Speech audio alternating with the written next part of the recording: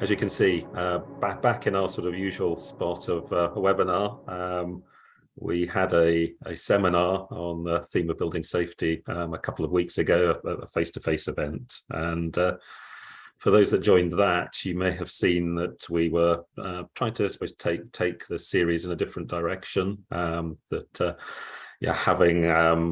talked a lot about the sort of theoretical implementation of the new building safety regime, we'd started at that seminar to talk about some of the sort of practical preparations that businesses can make. And I suppose you got a sort of flavour of that towards the end of David's presentation if you were there. But today we're looking to sort of build on that to draw on ARC's extensive interaction with its clients.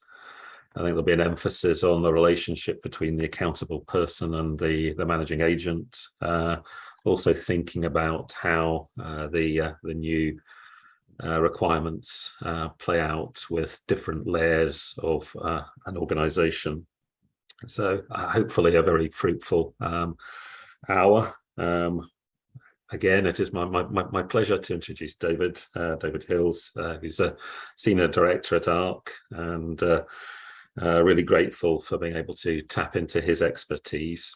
And this morning we're also joined by two colleagues from Shoosmiths, who are both partners at the firm, Richard Simmons and Rick Atha, both specialists in particular areas. So Rick in construction, Richard in risk management, and they have offered to seek to answer any questions of a legal nature at the end of the webinar. And given their specialisms, that they can't answer them, to take them away and share them amongst colleagues, and to see if we can get a response for you if it's outside their areas of specialism. David has a fulsome slide pack, and so I'm going to conclude my opening remarks and hand over to David to take us through his presentation. Good morning, everybody. I hope you are all well. As Ian said, a blustery day out there, and Ian's hurricane's on its way through. So, got quite a lot to get through. Today is really focused on implementing some solutions. We've all been talking a lot about the theory, all been talking a lot about the perceived requirements of both the Act and the secondary legislation.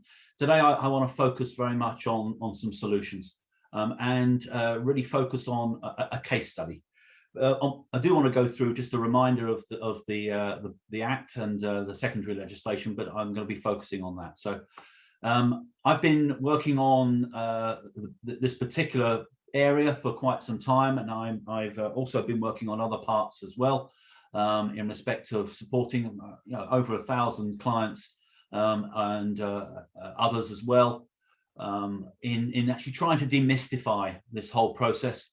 And for those of you who don't know ARC, we're very much working in property and FM on risk compliance and safety consulting. So what are we looking today? I'm going to take you through the origins of the case study, because I think it's important that we understand where we are and what we've been able to support with. I'm also going to take you through just a very quick understanding of the Act and some of the magnitude of the problems that we've got, and also look at the necessary cultural shift that we've got in some of the operating models that many of our clients and many investors and owners actually have. And again, I'm going to then go through a case study. Now, we've obviously, as Ian said, we've got Richard and Rick from Shoosmiths supporting us as well. They've contributed some information for us, and as I'm not a lawyer, they will be able to answer hopefully any legal questions that you may have at the end, as Ian suggested. So what are we going to be covering? The case study really, I just want to give you a flavour of how we got to where the case study is. It's based on aggregated research with over 30 different readiness audits that we have completed already. So we've actually gone out and we've been working with 30 different organizations in helping them start to prepare at an early stage for the Act and for the secondary legislation. Clearly, I can't disclose who they are, but what we've tried to do is anonymize all of that to give you a good example of what some organizations are doing. In addition to that, we've been involved with a number of meetings with other owners, investors, and agents, certainly over the last 18 months, as well as conversations with the likes of Shoesmiths and other law firms, the regulator, as well as the fact that we are part of the Building Safety Alliance. So what we can't do is cover all of the different scenarios in the case study. We're going to be looking at the common issues that have been raised and how organizations have been overcoming those particular challenges. And at the end of this today, I want a couple of takeaways for you, is really to make sure that you understand what it could look like and how you can get started. So again, we're going to look at how you get ready, the acceptance of accountability, how you consider decisions, for example, whether you decide to go for an individual or corporate body approach to accountability, and as well as the fact that you can't delegate that accountability to a third party. And we can see a lot of clients still deliberating in that particular area.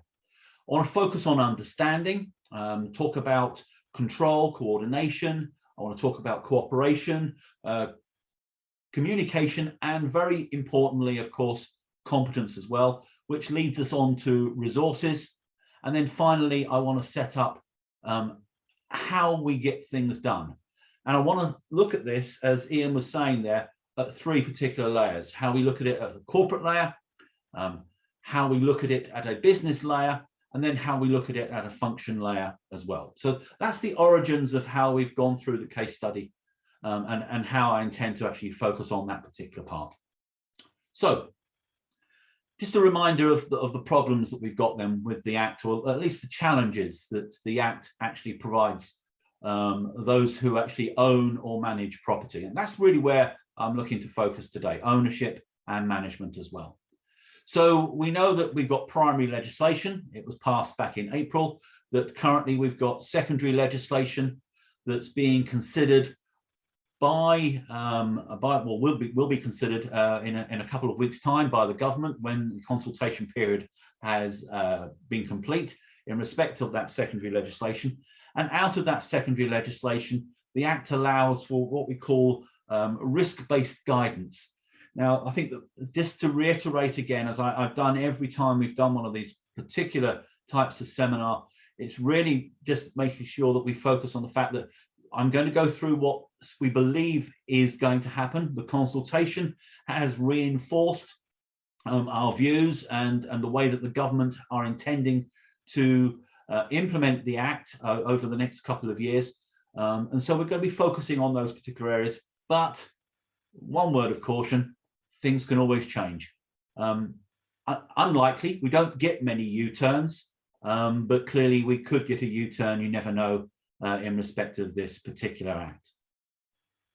As I've always done, I like to actually break this down into a number of layers, because I think if organizations start to look at the various layers of the Act, they can start to focus on particular areas. Clearly, there's not much we can do about the regulatory layer. The regulatory layer will be there. We will have a new regulator. We've got a new, or will have a new gateway approach if it goes through as expected. We will have changes, and we have already had some inconsequential changes to the likes of the Defective Premises Act, Landlord and Tenant Act, and the Building Act as well, to name a few. So we know that we're going to get that, and we know that we're going to get some secondary regulation. The areas we've got to therefore focus on in order to prepare are all based around the other layers that I put in here. Accountability, making sure that we know who is accountable, and that accountable person is actually dealing with the processes. Making sure that that accountable person has or receives information and transfers information. And of course, the link between development and management and the Gateway 3 approach means that we've got changes to CDM as well. There's information requirements, and there's a huge amount of information that people need to start capturing. and gathering, and doing it now rather than waiting for the legislation to come into force. It's not going to give you much time. And from our experience, a large number of clients are struggling capturing the information they think they need in order to develop their safety case and maintain their golden thread. Everybody knows that technology takes time. So again, I'm going to touch on the technology side. And then the three other layers, which are a little bit more blurred, and that is all about making sure that you've got arrangements in place to defend yourself. So ensuring that you've got your right building safety management systems, that you've got adequate control and information management, that you've strengthened competence throughout the organization, and ensuring that those who are accountable are competent as well. It's not just the boots on the ground who have got to be competent to deliver this. Those who are well away from the coalface have got to actually understand their role and know what and how to go about certain elements. And then, of course, we've got the new offence of consent, connivance and neglect being introduced into this particular area, which therefore means that organisations need better, perhaps more focused governance arrangements in order to protect their businesses. So, last element in respect of this particular part, just as a recap, because we often get asked, does it apply to my particular building? So what we're talking about here is buildings that contain 2 or more dwellings, or 2 or more rooms for residential purposes and or student accommodation, and that the uppermost floor is either 18 meters or 7 stories, whichever is the lower. Now, that effectively, according to the government, is approximately 16,000 buildings. We hear different stories from 20,000 down to 12. 16 is where we believe is where the figure is.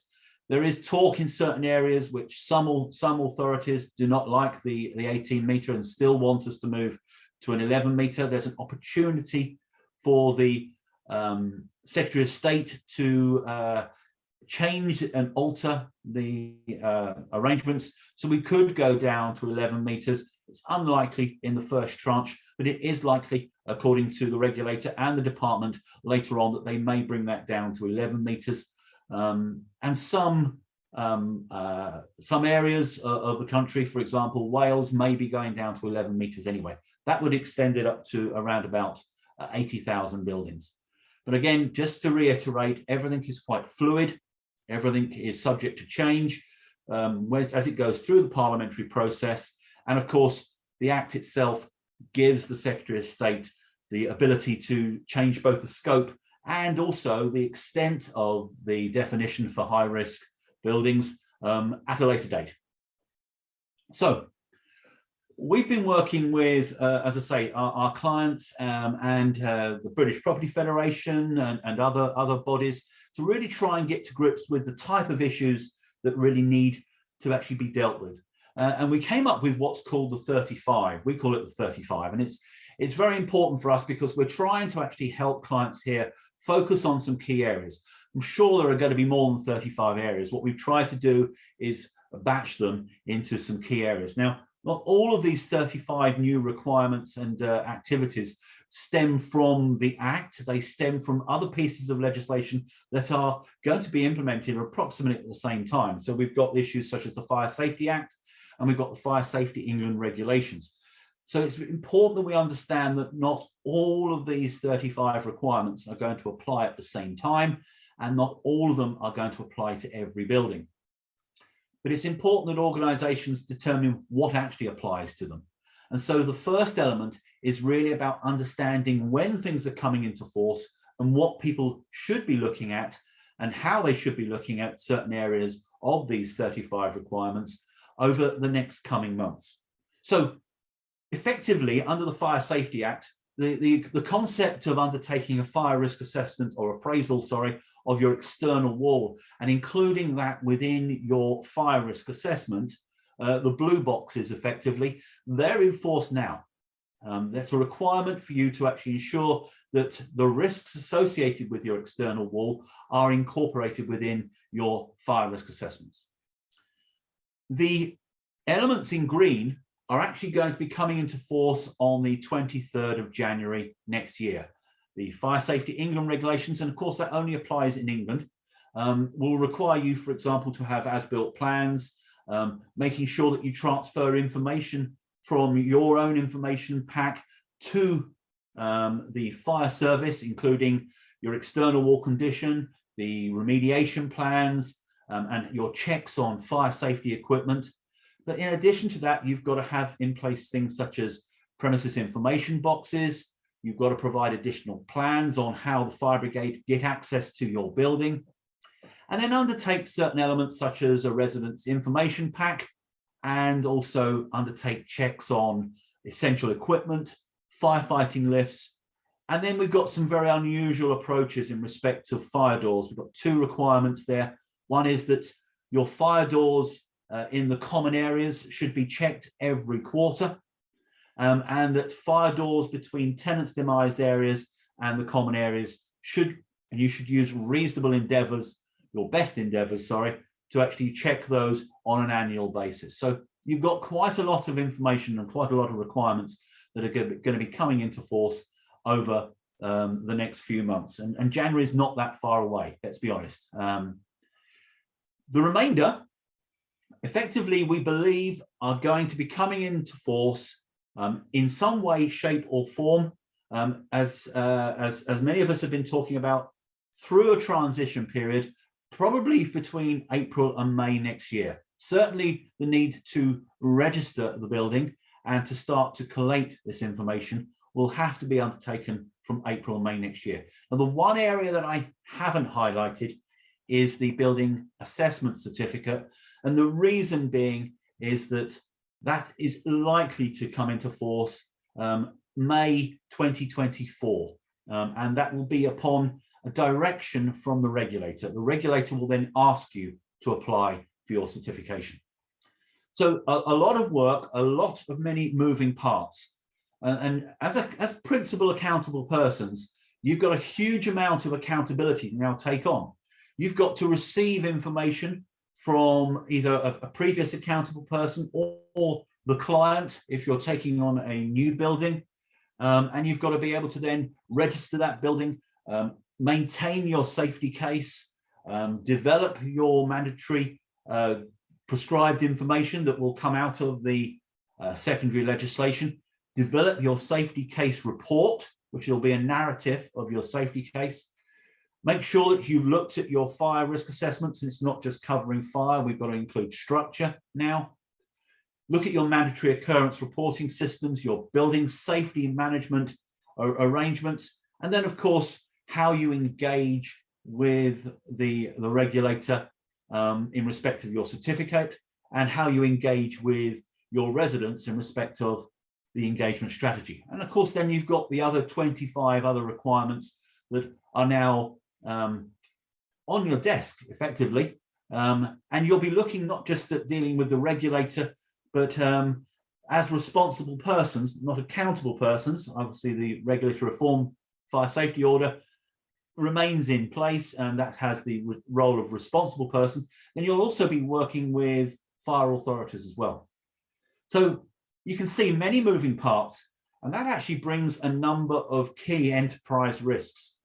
We've got enterprise risks which are based around regulatory elements, such as possible jail sentences up to 2 years, unlimited fines, or both, depending upon how the courts deal with you, and obviously depending upon indictment. But we've got other elements such as bringing properties into special measures, and therefore you losing control of that particular property. And in some instances, if you don't get this right, you've got the inability to occupy, or you'll have delays in occupation. We've got reputational elements as well. I think organizations are starting to look at the fact that actually, do you know what? If we want to attract investment, we're going to have to make sure we've got safe buildings and the ability to prove that those buildings are safe. That, ask yourself a simple question. Would you as a leaseholder want to occupy a building that's not had an adequate safety case in place and has not been accepted by the regulator at the moment?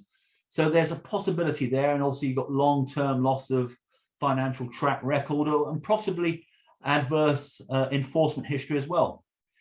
All of us deal with the financial side. There's obviously a loss of income elements. You could have increased insurance premiums. We are talking to a number of insurers and brokers, and they're all talking about the fact that they will be looking for organizations to be able to prove compliance and prove compliance on a long-term basis as well. So we're making sure that we're trying to support our clients dealing with that particular part as well. And of course, then you've got unanticipated financial losses if you've got the inability to occupy a building because you've got certain delays. Really, really difficult for those who are dealing with student accommodation as well. It's going to be really difficult. Delays for student accommodation providers is going to be a major issue. And then, of course, you've got your business continuity elements as well. That delay in occupation is going to lead to, some delays in other areas, in deals. If you can no longer operate the business the way that you're doing because you perhaps don't have control over that particular building through special measures, that is going to have an impact on the business. And the complexity of management and ownership structures needs to be dealt with pretty quickly.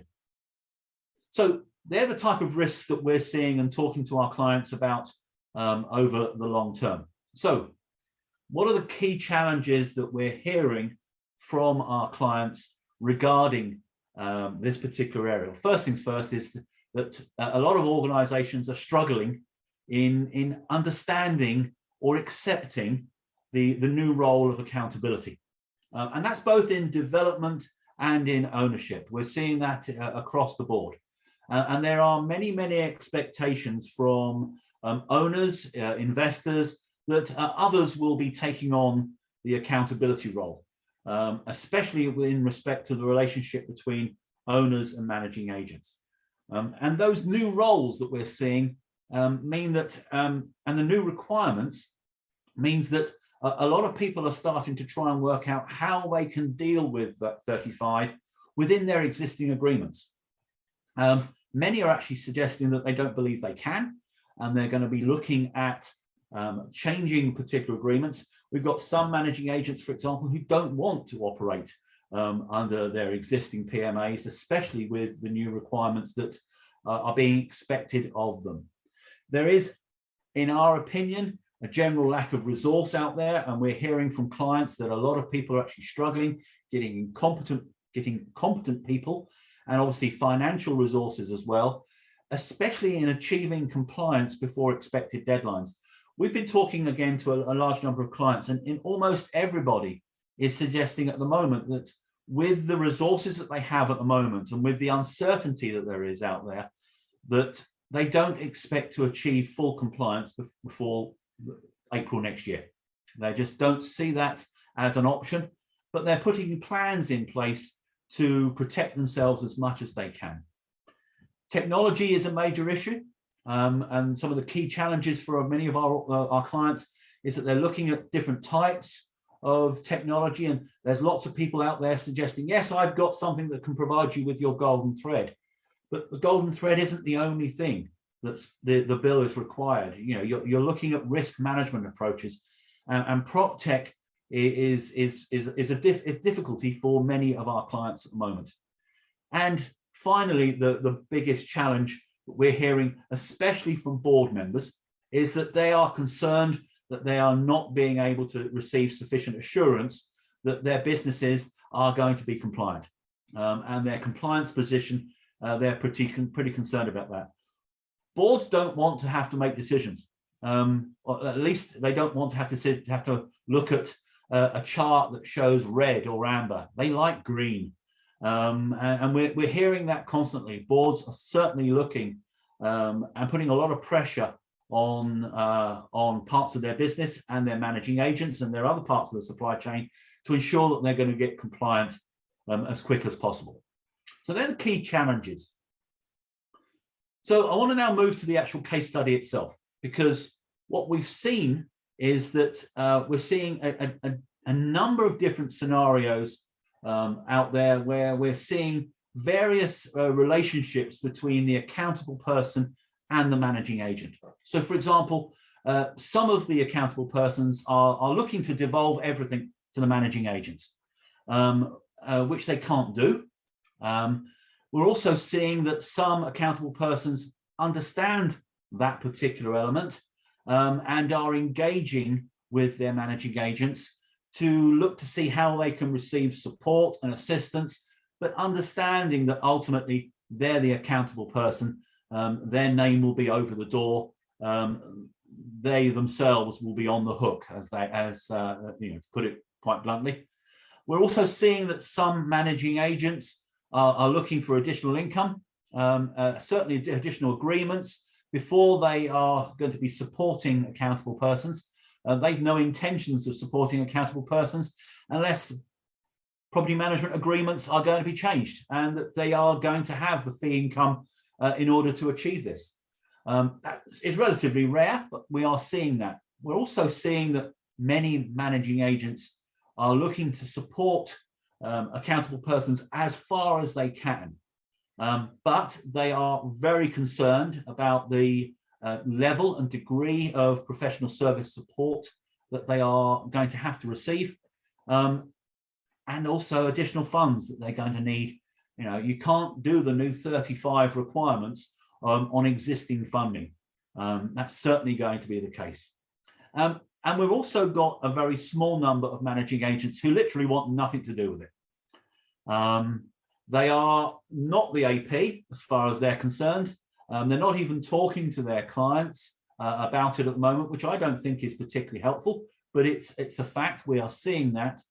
And they see it, look, it's not our responsibility. And we don't have the insurance, we don't have the capability, we don't have the infrastructure to deal with this. And there's no way we're going to have that infrastructure ready for the actual time when it becomes appropriate to actually have in place. So as I said, the case study is going to look at how we get ready, acceptance, understanding, resources, and then talk about how we can get things done. So what we've seen, as I said, within the industry, certainly within our client base, is that a large number of organizations have recognized the fact that they've got to get ready for this, and that waiting for January next year is not going to be an option for them.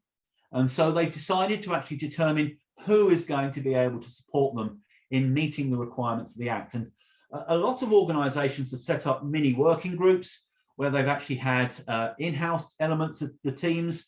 They've been working with their managing agents and working with other external advisors on an in-house group to see exactly where they are and what they need to actually undertake. And I would certainly strongly suggest that's a really good way of actually getting everybody involved, especially over the next couple of months, because there's going to be a lot of work to actually achieve within a short period of time. We're also seeing a number of organizations undertake a readiness audit. I would strongly urge you to consider looking at this. You need to determine where you are, what you actually have, and more importantly than anything else, what you don't have. Because it's what you don't have is going to take the time to actually obtain. So most of our clients have gone down the route of actually taking on a small portfolio or a small number of their buildings as a representative sample of their entire portfolio, and apply what it could only be determined systematic issues across the entirety of that portfolio. We've also seen a small number who have decided that they're going to start already on doing smaller readiness audits, really focusing on individual buildings across all of their entirety.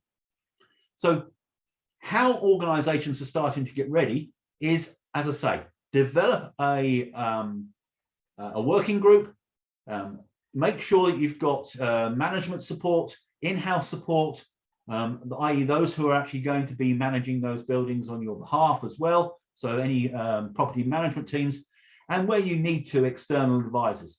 Certainly, I would suggest you need to include your legal advisors on this area, especially if you haven't determined who is accountable yet. Now, the area of that readiness audit, what I would suggest is that it's ideal to focus on the layers again. And if you can focus on accountability, information, technology, defensibility, competence and governance, and look at those key areas in your readiness audit, that would be the way forward, because they're the layers of the bill that are going to have the major impact on you. So let's just focus then on accountability to start with then. So what effectively we've got is that organizations have started to look at the complexities of ownership. We've got organizations with multiple special purpose vehicles who have got various board members on various SVP boards. And they're really now trying to work with their legal teams and their advisors as well about where does accountability sit? Do they, as an organization, have accountability?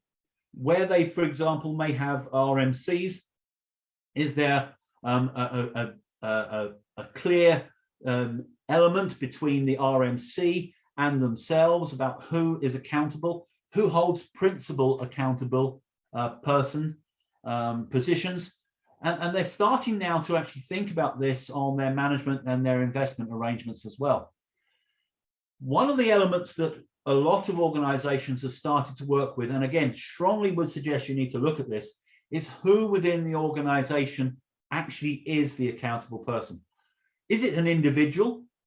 We've got some clients who, the CEO, for example, on a couple of our clients have turned around and said straight away, they believe that they are going to be the accountable person.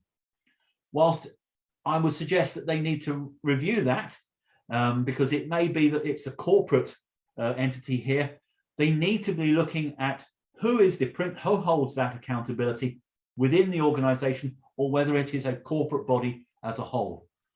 I think as well, a lot of organizations need to get out of their mind about the fact that they can actually just delegate the accountability to a third party. Managing agents clearly want to, where they can, provide support, but that arrangement needs to be thought through, carefully considered. And they've got to understand that, you know, accountability can't be delegated, can't be devolved.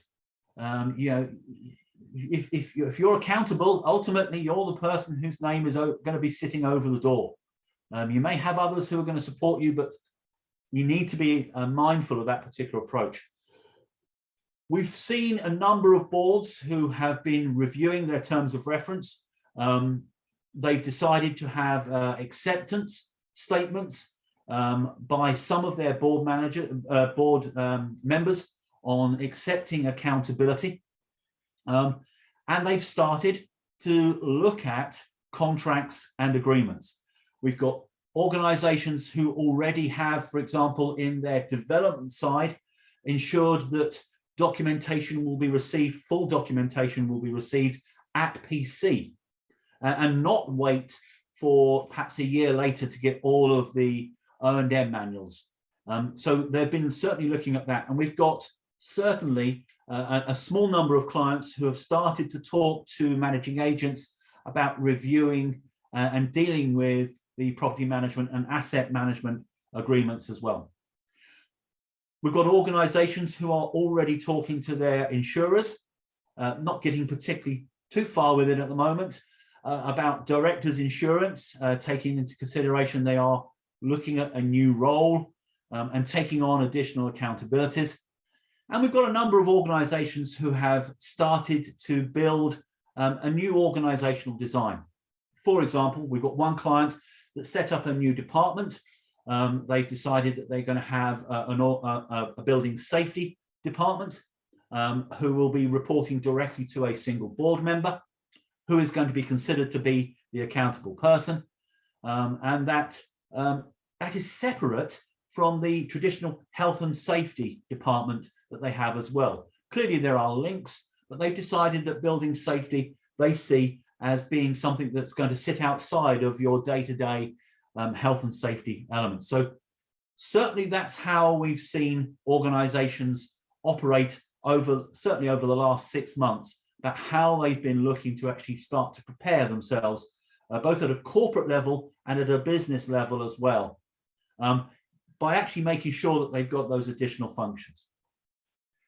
My colleagues at Shoesmiths have been very supportive here, and they've provided us with some information in respect of how content and how these property management and asset management agreements are going to be looked at and changed. Certainly, they're saying effectively that building owners will want to revisit the standard property management or asset management agreement. Basically, first things first, to ensure that the obligations of the managing agent are clear, and that there is a very clear definition of role and responsibility between the two parties. That the AP has sufficient contractual rights to enable it to ensure that it's extremely confident that all of the relevant obligations that are going to be in place in respect of the Act regarding areas such as information management, etc., are adequately covered, and making sure that the managing agent is aware of their particular requirements as well. And clearly there's going to be basically a requirement to ensure that the services that are provided between the two parties are going to be sufficiently broad to actually make sure that the Act is going to be well received within the organisation in respect of their compliance levels. So what we're looking at effectively is historically compliance for within property management agreements and asset management agreements have generally been drafted in some very, very generic terms. But going forward, we're going to start to have to look at some very specific key requirements in those particular agreements regarding the services and the standard of services and practices that are going to be required. And they're going to have to address areas such as the golden thread. We've got a huge amount of information that's going to be there. We've got static data that's going to be transferred, but then you've got ongoing data in respect of how the property is managed. And that data is going to have to not only be maintained, managed, but it's going to have to be maintained to be accessible to all of the various parties that the Act requires, the regulator, the other relevant bodies such as the fire authorities, maybe even the police authority, the housing authority, as well as residents as well. It's all about making sure that we identify who's going to actually take the lead on certification, because certainly the consultation is actually allowing for a scenario where the accountable person may wish to ask their managing agent to take on the role of applying for registration with the particular elements of the Act, and there are certain declaration of conformance that will have to be provided at that time, and managing agents may be asked to actually deliver those. It's also in respect of tenants' engagement. Residents' engagement is a key element within the Act, and therefore it's really important that we actually get to grips with that particular part. And then obviously it's about making sure that the accountable person receives the assurance and reporting back from the managing agent. So I'm sure that if there are any questions in respect to that, Shoosmiths will be able to answer those particular requirements. But certainly property management agreements we are already seeing are being discussed at high level, both internally and with legal teams as well. So I want to move now on to understanding, because it's really important that we get to grips with making sure that organizations really understand their building safety management system. One of the key areas of the bill, especially when it comes to justifying your claims of safety to a regulator, and very importantly to yourself, is to make sure that you have a building safety management system. There will be a requirement for you to actually narrate that within your safety case and be able to prove to the regulator and to yourself and others that management system is working and it's operational. So what we've seen at both high level and at business level within organizations is that a lot of organizations have existing management systems, whether it's an ISO 45001 management system, or whether they took the plunge back in 2019 and developed a fire safety management system through BS 9997. What we're actually seeing now is organizations determining whether A, they should be defining and developing a brand new building safety management system, put up a Chinese wall between that and their existing management systems so that they're able to narrate that and prove to themselves and to the regulator how building safety is being maintained. And yet we've got other organizations who have decided to adjust their existing management systems and build in building safety into that area as well. So we've got two schools of thought on a 50-50 basis, to be brutally honest, with our clients at the moment. Those who have 45001, 50% of them have determined that they're going to actually just adjust their existing systems, extend the scope of it to cover building safety, not just occupational health and safety. We've got others who felt that actually it's better to actually reset, determine and develop a brand new system as well. But it's really important then that throughout the various levels of the organization, at corporate level, at business level, and at functional level, that everybody clearly understands what new management approaches, what new management activities and arrangements are having to be in place. So how are you going to control all of those 35 new requirements? Making sure that you've got everything in place, that people are doing their jobs at the right time, and therefore being able to prove to the regulator that your management system is not only effective and efficient, but delivering that safe environment for those who are living within their building. It's about making sure that you understand who does what. So it's making sure that you've got that coordination arrangements in place between the various levels, and very importantly, between the various functions as well. As I said, do you decide to have this now dealt with within your health and safety team, or do you decide that you're going to go down the route of having this within a building safety management team? It's very interesting, as I say. A large number of the social housing providers have decided to go down the building safety management team, and we're not so much in the private sector. It's then making sure that within your management system, everybody knows where the various handshakes need to occur. Where I'm using the term gateways because it's the terminology that's used within the Act, and we've got new gateways in respect of development. But it's also actually making sure that you've got the proper gateways within the management system for ongoing management of your building. It's making sure that that when you've got service providers and your supply chain providing information, that information is passed through to the right people, that it's actually appropriately assured and verified before then being placed within your golden thread or your safety case. It's all those touch points as well about having the various interactions between the various parties. It's about making sure that you've got adequate lines of communication and everybody knows exactly what your current positions are in respect to compliance. And those communication lines have to go outside of the organizations. How are you complying, for example, how are you, communicating with both your supply chain and your customer chain as well as the internal layers within your organization. And then the final area where perhaps least work has been done by the vast majority of those who we've been speaking to is looking at competence. And it's actually now really, it's the time to look at what level of competence do you have within the business, both at accountable person level. We're not just talking about those who are, say, have their feet on the ground, but it's making sure that everybody within the organization has the right level of competence now and for the future. And we've got a new code of practice that's been out recently, BSI PAS 8673, especially for property management, 8672 and 8671. They've been published as well, but they are mainly to do with developers and with designers and contractors.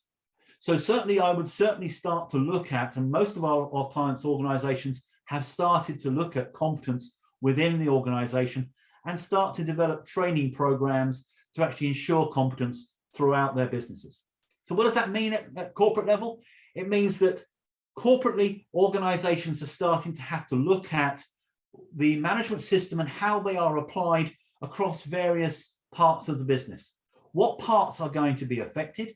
How would that management system, for example, for company X deal with, will it apply across a number of SPVs who are going to be accountable persons as well? So they're really looking at their organization chart and really looking at schemes of delegation. Where does that accountability sit? Not devolve it to somebody else, but understand where that accountability sits and ensure that the management arrangements and that understanding is very clear. That at a business level, that stakeholders, managing agents, their FM teams, their supply chain and other key partners are involved. And where we've seen some success for some of our clients in transferring to the new regime, even though the new regime is not in place, we've got a number of clients who we believe are 90% there. But certainly they've had a greater involvement with managing agents and others within the supply chain. And then, of course, it's functional levels as well, making sure that the special requirements go down to the individuals where they're actually necessary. I'm conscious of time, so I just want to rattle through this particular part. I've spoken in the past about the consent and connivance requirements, because obviously clearly organizations, and it's not just accountable persons. The Act doesn't talk about accountable persons when it comes to offences. It's where an offence is committed by either a body corporate, which is a result of consent or connivance, or from any director, manager, secretary, or a similar officer, or anyone who's actually purporting to be in that capacity, or is attributable to neglect on the part of such person, then that person, as well as the body corporate, commits the offence. And again, I would strongly recommend you look at Regina versus Anthony Hutchins, or Regina versus George Chambrois back in 2011. It's a case that dealt with security, but the contents of that particular piece of legislation effectively is exactly the same as what we've got now within the Building Safety Act. And effectively what we saw there is the judge effectively saying that it really didn't matter how far away from the coalface that you are. If you're not asking the right questions, the right people at the right time, and then doing the right things, then it's possible that you may be accused of being neglectful, or you are consenting or conniving. I like to think of it in a different way. We've got a lovely Sicilian proverb, which is known as omerta. For those of you who are Godfather fans, I certainly am.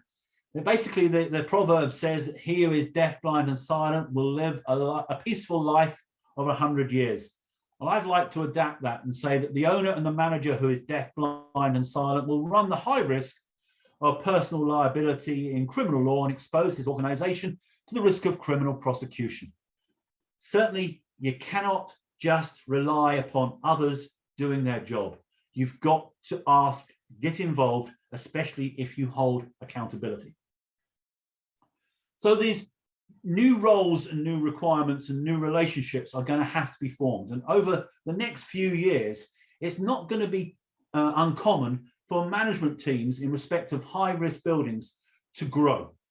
There's going to be a need for more and more people involved in building safety management, not less, as far as we can see. And then as the new regime gets a hold, we're going to certainly see a spreading of requirements, certainly in the short period of time. And so imagine it this way. Traditionally, we've probably seen, organizations having to actually work with 3 people. And effectively, you've got 3 lines of communication.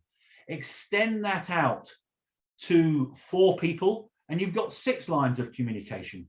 Extend that out to 5, and you've got 10, and bring it all the way down to 14, and you've got 91 lines.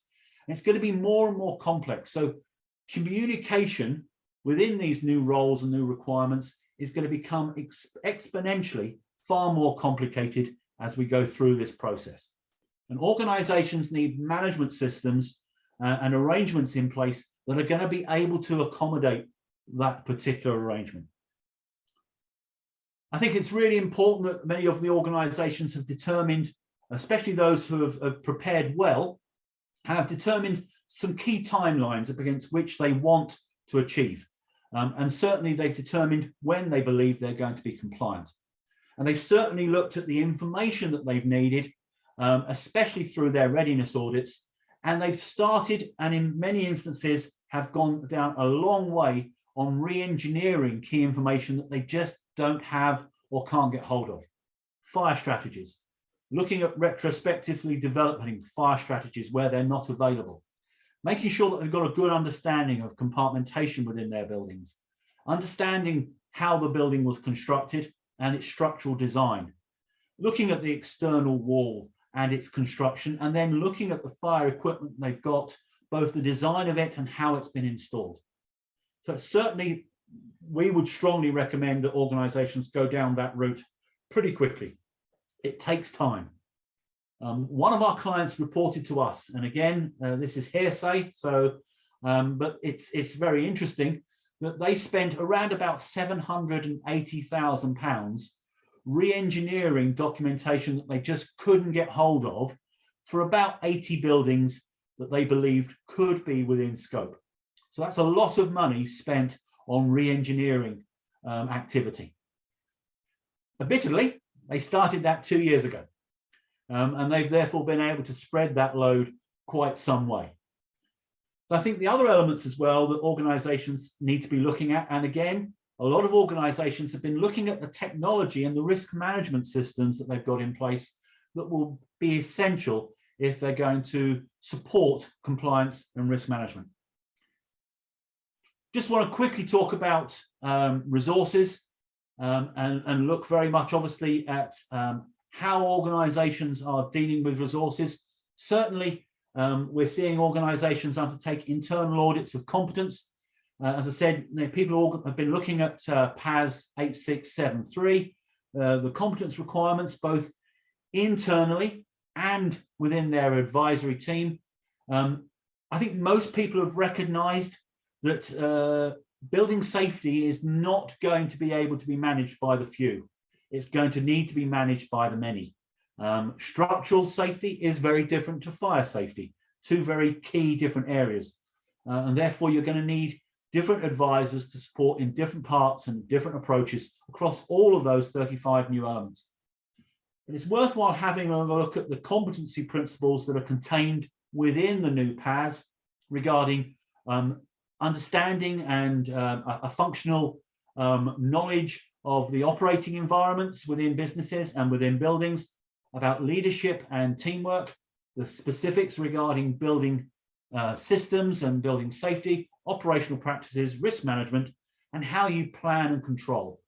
And organisations certainly who have been very well prepared so far have been looking at this across all layers of the business, not just looking at the property and asset management teams, but looking at accountable persons as well as property managers themselves. They've certainly been looking at actually improving that particular part as well. The last couple of slides, it's again, a lot of organisations have been looking how they've been going to be resourcing themselves to execute the new requirements, both as accountable persons, deciding whether they're going to in-source staff, whether they're going to outsource assurance, and the level and degree that property management agents and managing agents will be able to work with. And I have to say that perhaps one of the interesting elements as well, over the last 3 months especially, a large number of organisations have been preparing budgets for next year and have been asking for indicative prices for all of the various elements, so that at least they've got some knowledge and got some preparation for where and what they're going to have to be spending over the next couple of years. And as I say, a couple of organisations have already been working with their insurers to start to get that insurance done. So, getting it done then. So first things first, organisations that we've been working with, and certainly those who are operating as accountable persons with their managing agents, have really been developing plans in unison about how they're going to deal with the 35, how they're going to oversee that process, making sure that verification processes are in place. You can't just accept a document, you're going to have to verify it. Working with their legal advisors in respect of contracts and agreements, and then making sure that, that they've covered all of the known bases at the moment. And perhaps the biggest area that most people have been working on is really getting their management system in place. It takes time to get the systems and processes in place, not only for managing the information, but also managing risk as well. Getting training programs in place, looking at how communication is going to be working across the multiple layers, and then of course engaging with residents. And engaging doesn't mean just talking to residents. It's about engaging with them, meeting them, discussing, and encouraging people to get involved in safety, and then talking about how they are going to be measuring performance across the various layers of the business, from the corporate, from the business, from the function layers, and outside of that as well with the managing agents, and then setting in appropriate arrangements for audit and review. So moving forward then, what would we recommend? Certainly, first things first, determine who's going to support you, get yourself audited or a gap analysis undertaken, whether it's internally or externally. Really start to look at accountability, technology, look at the pathways to compliance, look at competencies, and then decide how you're going to manage going forward. Insource it, outsource it. Then actually get your action plan in place. Make sure that you're starting to look at any required changes to the organization, to your technology, your resources, your information that you're capturing, security of that information, because there's still a need to secure that information, and then plan to meet the 35, and then execute it. Certainly that's where we're now supporting with a number of clients who are executing their plans. And again, 30 already have gone down the readiness audit approach and are well underway in executing a number of plans. Ian, that's it. That's the end of it. Hopefully that's provided some takeaway to organizations to ensure that they understand that we haven't got much time and we've got to get on and start things now. Thank you very much, David. That's really comprehensive. We're running up. We're at 10 o'clock. I suggest we, for those that can stay, we sort of stay on for about 10 minutes and try and cover off. We've had, I think, a thank you to you from one of the questions, but also through 3 questions there. So I'd like to be able to tackle those before we end the webinar. I should have said also that the whole webinar is recorded and will be made available on the BPF website and our YouTube account as well. So for anybody that wants to sort of share with colleagues, that will be an option after the event. But let's dive into the questions, and I'm particularly conscious that Tracy's has been there for most of the webinar. So Tracy had asked, in a situation where the managing agent is the management company, do you have to put in place a sort of separate building safety director? That's an interesting question. I'm assuming we're talking about RMCs here. The RMCs generally will have unpaid laypersons, and the Act allows the RMC to actually engage and employ a building safety director. If the managing agent is supporting that process, then that director can be included within the arrangements of the RMC. So hopefully I'm making a reasonable assumption about what Tracy's asking there. And anybody else want to come in at all on that one? No, Richard. Yeah. No, nothing really particularly to add. I mean, in those circumstances, if the ManCo is already responsible for the repairing obligations of the building, it will already potentially be the accountable person. And I think, the interesting thing on that is almost the fact that the question is answered shows the need for something for this sort of organization to consider something like that, because a specialist expert to assist with this sort of position. Thank you. Next question from an anonymous attendee was that is the leaseholder automatically an accountable person and similarly a shared owner? Shall I jump in with that one? Yeah. Yes, please, Richard. Yeah, so the accountable person under the Act is defined as the person either with the legal interest in the relevant parts of the building, or alternatively with the person with responsibility for maintaining it, with repairing responsibilities. So the leaseholder, if it's for example, a lease of the whole of the building, yes, there is a likelihood, and that lease comes with repairing obligations. There is a likelihood that they may be an accountable person for at least part of the building.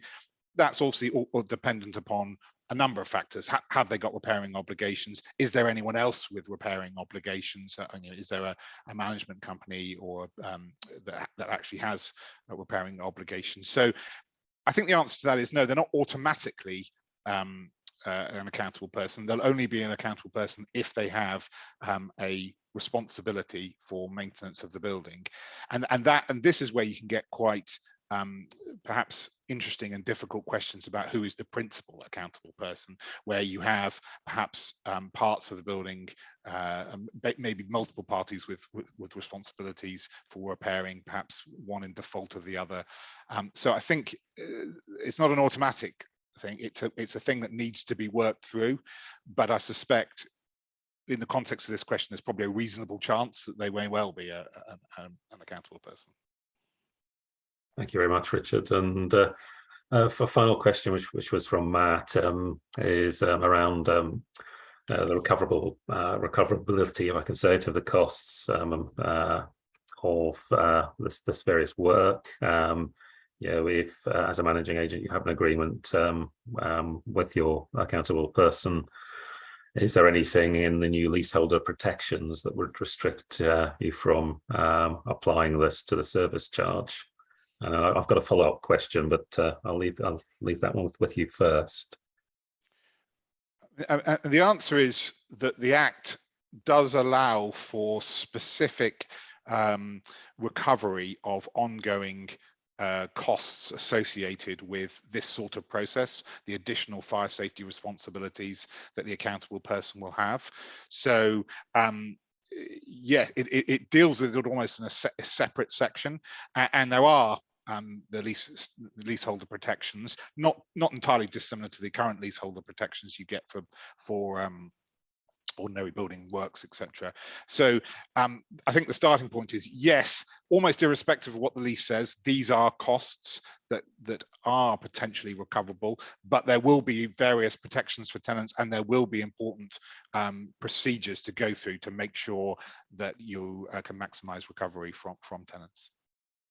Thank you, Richard. And David, my follow-up question really was, you've done you've sort of drawn from the 30 audits that you've conducted. Is there evidence that as part of that, the accountable persons that you're auditing are communicating with residents as to their preparations? Yes, certainly.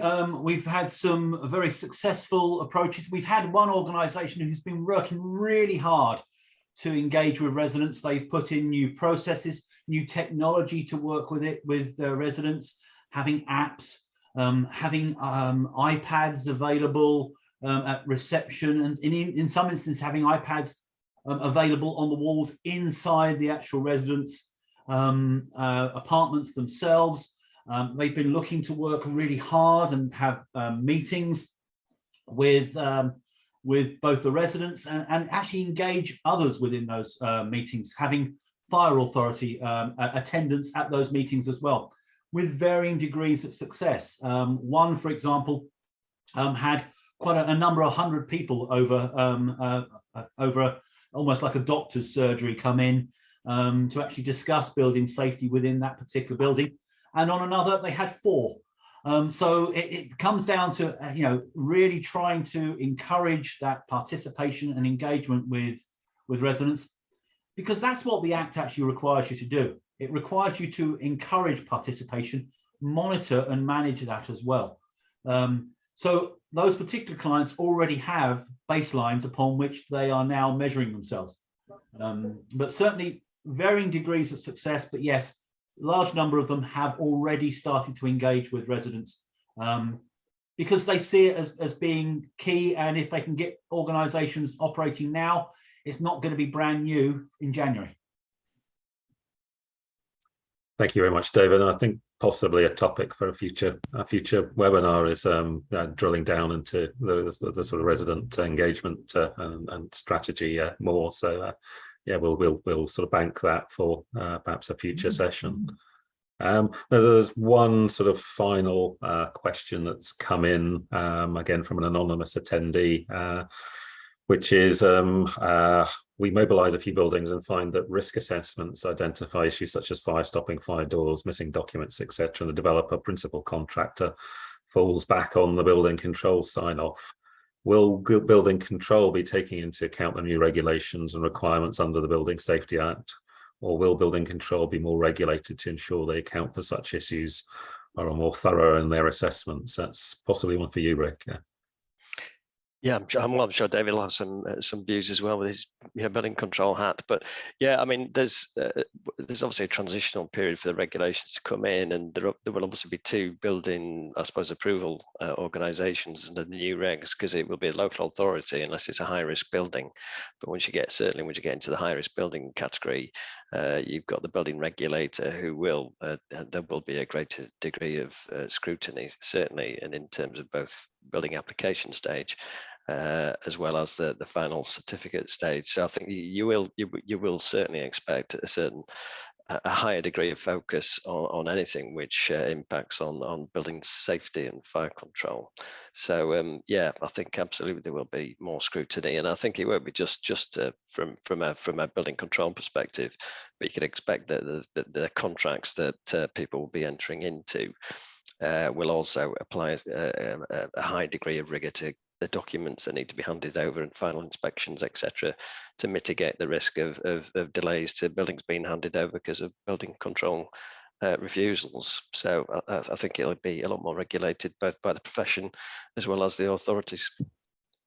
And Ian, if I could just jump in there, I mean, one of the principal sort of failings of the previous regime was the difficulty that building control had in properly scrutinizing fire safety works.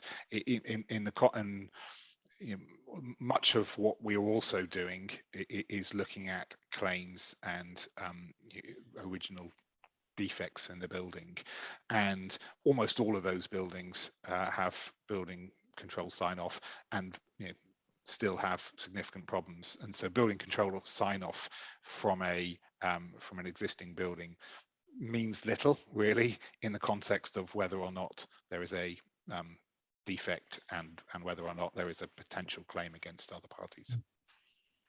And just to add to that, Ian, I'm obviously conscious of time. I remember at an RICS conference a couple of years ago, someone from the MHCLG, which was the department at that particular time, made a statement saying very, very clearly that building regulation approval means absolutely nothing. It certainly doesn't confirm that a property is compliant with the functional requirements.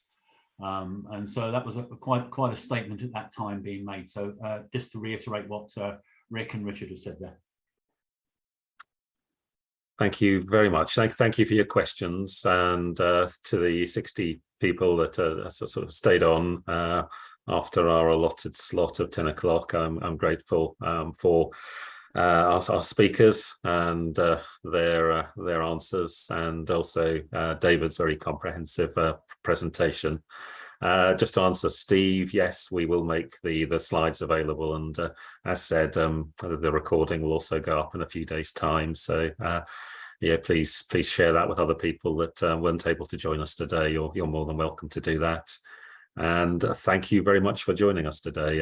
Again, my thanks go to Richard, Rick, and David, and to all that were able to tune in. Have a great day, everybody. Thank you very much.